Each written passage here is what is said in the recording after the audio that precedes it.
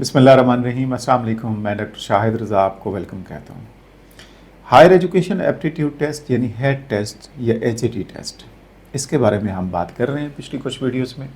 और आप जानते हैं कि एचईसी यानी हायर एजुकेशन कमीशन पाकिस्तान ने ये फ़ैसला किया है कि अब पब्लिक सेक्टर यूनिवर्सिटीज़ और प्राइवेट सेक्टर यूनिवर्सिटीज़ उनमें जो एडमिशन एमएस और एमफिल के और पीएचडी के होने हैं फाल 2026 से, उसके लिए हेड टेस्ट लाजमी है। अब यूनिवर्सिटीज़ अपना टेस्ट, एंट्री टेस्ट या एडमिशन टेस्ट नहीं ले पाएंगी जैसे पहले लेती थी।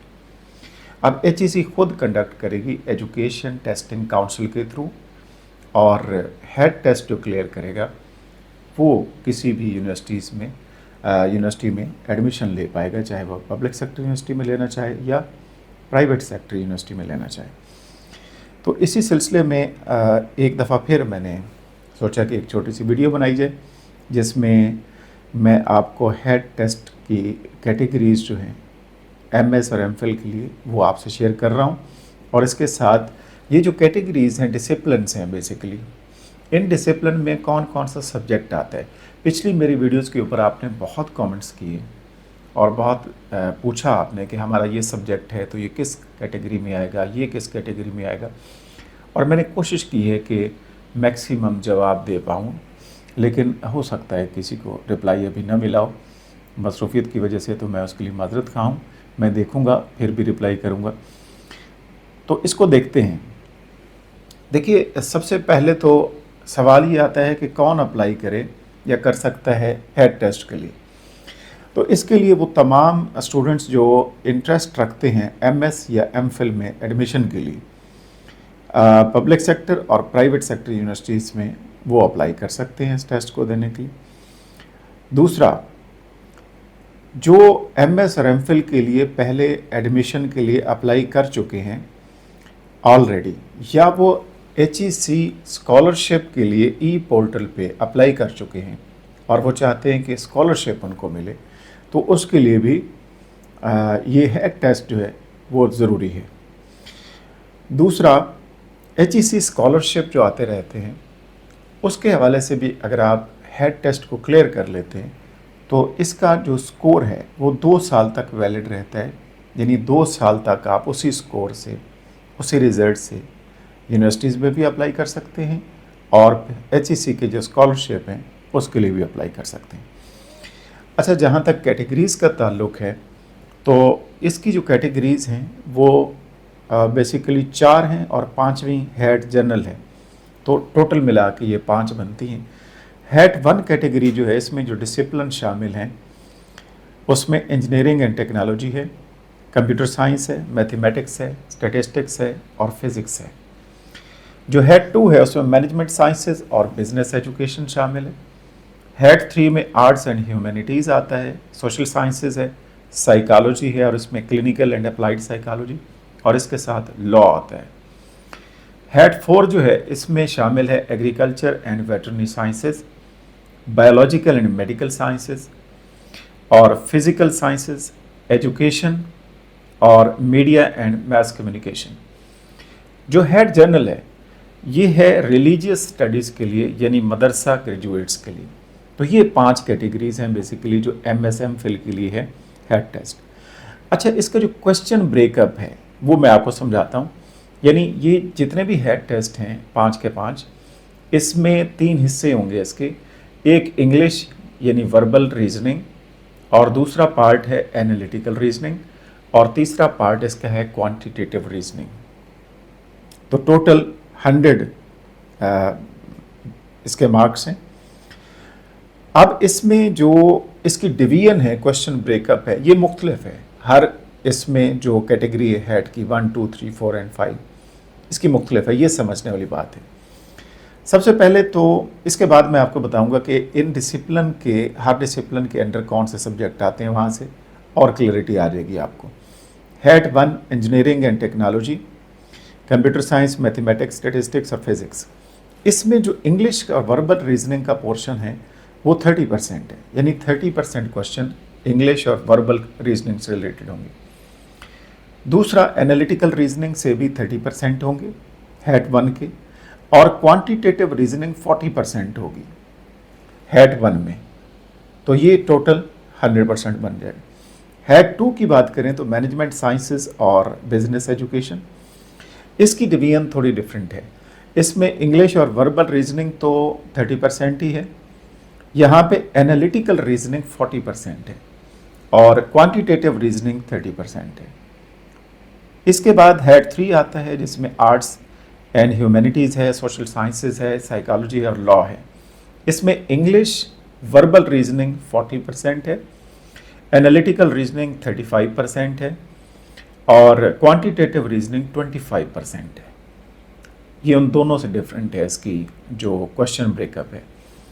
हेड 4 में agriculture and veterinary sciences, biological medical sciences, physical sciences, education, media and mess communication, इसमें इंग्लिश वर्बल रीजनिंग का 40% हिस्सा क्वेश्चंस का, एनालिटिकल रीजनिंग 30% है और क्वांटिटेटिव रीजनिंग भी 30% है, तो ये 100% बन जाएगा। और जो हेड जनरल है ये बेसिकली रिलीजियस स्टडीज़ यानी मदरसा ग्रेजुएट्स के लिए है और इसमें इंग्लिश वर्बल रीजनिंग जो है वो 40% है, एनालिटिकल रीजनिंग 30% है और क्वांटिटेटिव रीजनिंग भी 30% है। यानी ये हेड 4 की तरह है, जैसे हेड 4 का क्वेश्चन ब्रेकअप था सिमिलर, ये हेड जनरल का भी उसी तरीके से है। तो ये तो हमने डिस्कस कर लिया, बट एक चीज़ आप जहन में रखेंगे वो ये है कि जो स्टूडेंट रेलेवेंट टेस्ट देना चाहते हैं इसमें कैटेगरी सिलेक्ट करते हुए, वो अपने यूनिवर्सिटी का एडमिशन रिक्वायरमेंट है, उनका जो एकेडमिक स्ट्रीम है, जो उनका सब्जेक्ट है और डिसिप्लिन है जो उन्होंने पढ़ रखा है, उसको जहन में रखते हुए आप रिस्पेक्टिव हेड कैटेगरी जो है वो सिलेक्ट करेंगे, यानी किस डिसिप्लिन में वो फॉल करती है। अच्छा, यहाँ पे जो क्वालिफाइंग स्कोर है 100 में से वो 50 है इसका, और जैसे मैं आपको बता रहा था कि इसका टेस्ट स्कोर पास कर लेते हैं आप, wish you best of luck. तो ये 2 साल के लिए वैलिड होता है, यानी 2 साल के अंदर आप कहीं भी किसी यूनिवर्सिटी में पाकिस्तान में एडमिशन ले सकते हैं और इवन के HEC के स्कॉलरशिप जो आते हैं उसके लिए भी अप्लाई कर सकते हैं इसी रिज़ल्ट की बेस पे।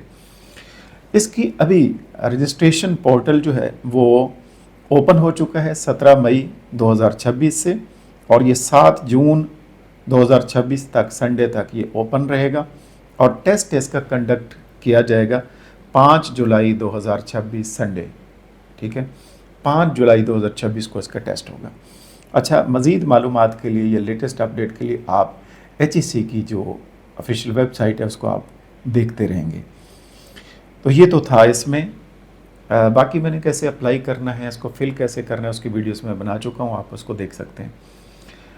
अब हम बात करेंगे इसमें ये जो कैटेगरीज़ हैं हेड 1, 2, 3, 4, इसमें कौन से सब्जेक्ट आ सकते हैं, ये मैं जनरली आपको बता रहा हूँ, बट आपने अपने जो ट्रांसक्रिप्ट है, आपको जो सब्जेक्ट आपने पढ़ रखा है उसको आपने खुद देखना है, मैच करना है कि वो किस कैटेगरी के साथ रिलेट करता है। मैं जनरली बात कर रहा हूँ आपसे। अच्छा, जो हेड 1 है ये सूटेबल है उन तमाम स्टूडेंट्स के लिए जिन्होंने BS CS कर रखा है या BS IT कर रखा है या BS मैथमेटिक्स है या BS स्टैटिस्टिक्स है या BS फिज़िक्स है। इसके अलावा कंप्यूटर साइंस उन्होंने पढ़ी है, सॉफ्टवेयर इंजीनियरिंग पढ़ी है, इंफॉर्मेशन टेक्नोलॉजी है, इसके साथ उन्होंने डाटा साइंस या आर्टिफिशियल इंटेलिजेंस पढ़ रखा है, तो वो भी इसमें शामिल हो सकते हैं। हेड 2 जो है वो BBA और MBA commerce, accounting, finance, management sciences, banking and finance, HRM और मार्केटिंग से रिलेटेड है। यानी BS बिजनेस एडमिनिस्ट्रेशन के हवाले से जो स्टूडेंट्स हैं वो ये कैटेगरी सिलेक्ट करेंगे HAT या हेड 2। हेड 3 जो है वो सूटेबल होगा English, Urdu, Islamic studies, political science, international relation, sociology, psychology, applied psychology, clinical psychology, law और इकनॉमिक्स। कुछ यूनिवर्सिटीज़ प्लेस करती हैं इकनॉमिक्स को भी यहाँ पे। तो ये जो है इसमें जनरली हम बात कर रहे हैं कि BS इंग्लिश, BS साइकोलॉजी, ये BS उर्दू या पॉलिटिकल साइंस ये आपने कर रखा है तो उसकी कैटेगरी बनेगी हेड 3। हेड 4 सूटेबल होगा एजुकेशन के लिए, B.Ed कर रखा है आपने B.Ed ऑनर्स कर रखा है, आपने BS एजुकेशन कर रखा है, BS ज़ूलॉजी है, बॉटनी है, बायोटेक्नोलॉजी है, बायोकेमिस्ट्री है, माइक्रोबायोलॉजी है, एग्रीकल्चर है और इसी तरीके से वेटरनरी साइंसेज हैं, केमिस्ट्री है, एनवायरमेंटल साइंसेज हैं, मीडिया स्टडी है, मैस कम्युनिकेशन है, ये सारे के सारे इसमें शामिल हैं हेड 4 में। और हेड 5 जिसका नाम हमने हेड 5 आपसे जनरली समझाने के लिए बात करूँ, वैसे हेड जनरल कहलाता है वो मदरसा ग्रेजुएट्स के लिए है, रिलीजियस स्टडीज़ के लिए। तो ये हमने बात कर ली। इसके अलावा मैं आपको एक दफ़ा फिर बता दूं कि इसका जो रिज़ल्ट है वो 2 साल के लिए वैलिड होता है। न सिर्फ आप पाकिस्तान में public sector, private sector university में दाखिला ले सकते हैं 2 साल में, बल्कि इसके साथ आप HEC के स्कॉलरशिप के लिए भी एलिजिबल होते हैं। तो इसके लिए आप अप्लाई कीजिए। लेकिन फिर आखिर में दोबारा आपको एज ए डिस्क्लेमर भी कहूँगा कि आप अपने सब्जेक्ट को, ट्रांसक्रिप्ट को, अपने डिसिप्लिन को मैच कीजिए, कौन सी कैटेगरी बनती है और उससे रिलेट होता है, तो वो कैटेगरी आपने सोच समझ कर सिलेक्ट करनी है। I wish you best of luck. अल्लाह ताला आपको कामयाब करे। बहुत बहुत दुआएं आपके लिए। फिर इंशाल्लाह किसी वीडियो के साथ बात करते हैं। अल्लाह हाफिज़।